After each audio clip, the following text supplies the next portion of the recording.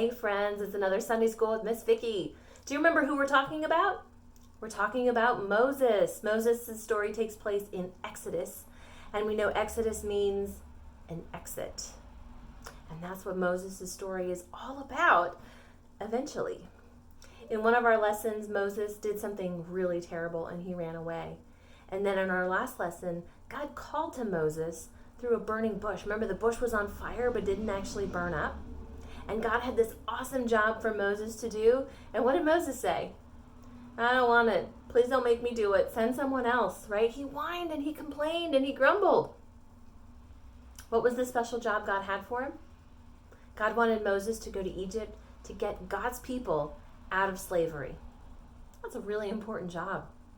And it will help fulfill the promise that God made to Abraham and to Isaac and to Jacob, which says all of your descendants are going to live in a special land I have just for them. Well, God said to Moses that you can take your brother Aaron because he's a better speaker. And Moses was concerned because he says he's a clumsy speaker, right? So Moses and his wife and his kids and Aaron all head to Egypt. And the first thing they do is they meet with the Israelite leaders. And they showed the Israelite leaders the miraculous signs that God had Moses perform at the burning bush. Do you remember what they were? There was something with a staff turning into a snake. And then Moses put his hand in his cloak and took it out, and it was sickly. And then he put his hand back in and brought it back out again, and it was healed again. And then when at the burning bush, God said to go to the Nile River and get a cup of water and pour that on the ground, and then that water will become like blood. So Moses and Aaron went and they performed these miraculous signs in front of the Israelite leaders, and they believed and they were excited that God had heard their pleas. And so this is where we're going to pick up. We're going to read in our Bibles in Exodus chapter 5. We're going to start at verse 1. After this presentation to the Israelite leaders, Moses and Aaron went and spoke with Pharaoh. Oh, here's Pharaoh. All right, let's get Moses and Aaron. Here's Moses. Okay, and here's Aaron.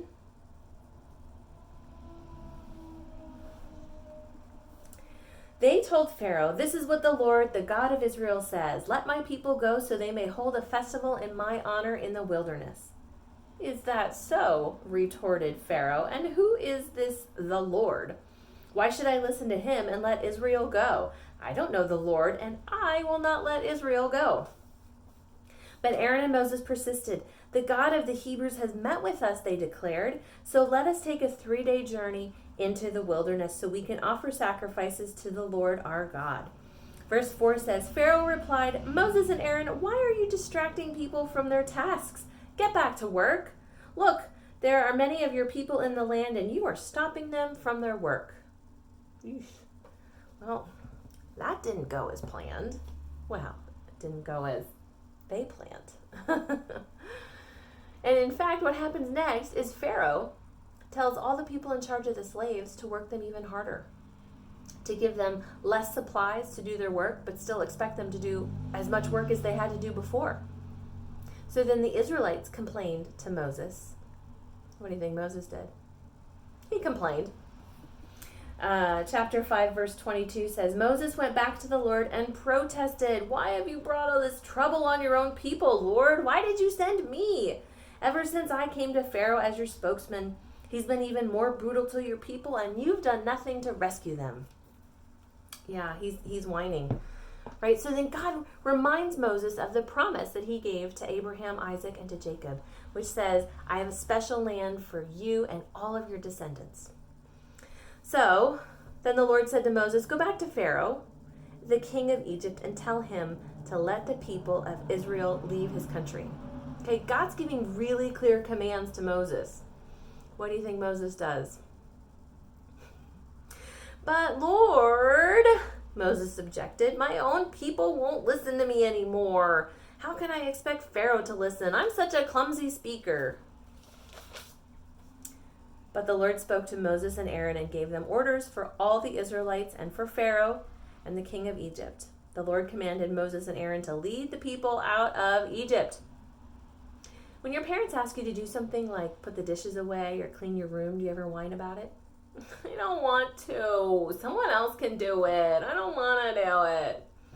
And then your parents say, go clean your room. And then you clean your room anyway. It's kind of what's happening here with Moses. You can probably relate to Moses. I know I can, because I've done my fair share of whining. So they go back and they have to talk to Pharaoh again, right? Let's bring in some more people this time. There's a few more in Pharaoh's court at this meeting. There's these guys here, and see, we'll put the staff here with Aaron. So they did some whining, and now they're going to go back and they're going to talk to Pharaoh. We're going to read Exodus chapter 7, verses 6 to 13. So Moses and Aaron did just as the Lord had commanded them. Moses was 80 years old and Aaron was 83 when they made their demands to Pharaoh. Then the Lord said to Moses and Aaron, Pharaoh will demand, show me a miracle. When he does this, say to Aaron, take your staff and throw it down in front of Pharaoh, and it will become a serpent or a snake. So Moses and Aaron went to Pharaoh and did what the Lord had commanded them. Aaron threw down his staff before Pharaoh and his officials, and it became a serpent. Let's get a snake up here. Here's our snake. Right? He took his staff and threw it on the ground, and it turned into a serpent. Then Pharaoh called in his own wise men and sorcerers, and these Egyptian magicians. That's fun. Egyptian magicians. Can you say that 5 times fast? Egyptian magicians, Egyptian magicians, Egyptian magicians, Egyptian magicians. Okay, no. All right. Then Pharaoh called in his own wise men and sorcerers and these Egyptian magicians and did the same thing with their magic. What? They threw down their staffs, which also became serpents. Oh man, I need more snakes in here. Here's some more snakes. Here's some more snakes.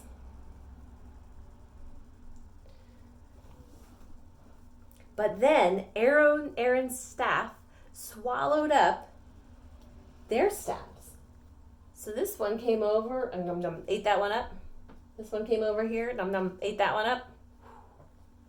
There we go. But Pharaoh's heart, however, remained hard. He still refused to listen, just as the Lord had predicted. Wow. So Pharaoh's guys can do the same thing, but then got eaten up by Aaron and Moses' staff. This is amazing to me. And what's going to happen next? God's going to roll up his sleeve and he's going to roll up his sleeves and say, "You just watch, because I'm going to do something amazing." So our Bible verse says, with God, everything is possible. Remember, Moses was whining. He says, "I'm not a very good speaker. I don't want to do this." Right? Moses didn't need Aaron to help him, but maybe it made him feel better. Maybe give him some additional confidence. But you know what? When God asks us to do something, he gives us the ability to do that. Because with God, when we're doing God's work, everything is possible. I think that's pretty amazing, boys and girls. And remember, God might ask you to do something that you might feel you're not really ready for. Maybe God's going to say, "Hey, I want you to talk to that friend on the playground." I don't know if I'm ready for that. Maybe God's going to say, "Hey, why don't you write a letter to a friend of yours?" "Oh, I'm not very good at writing letters." That's okay. You don't have to be good at it. You just got to do what God asks you to do. Because with God, everything is possible. All right, boys and girls, remember that God made you, God loves you, and he has a great plan for your life. See you next time.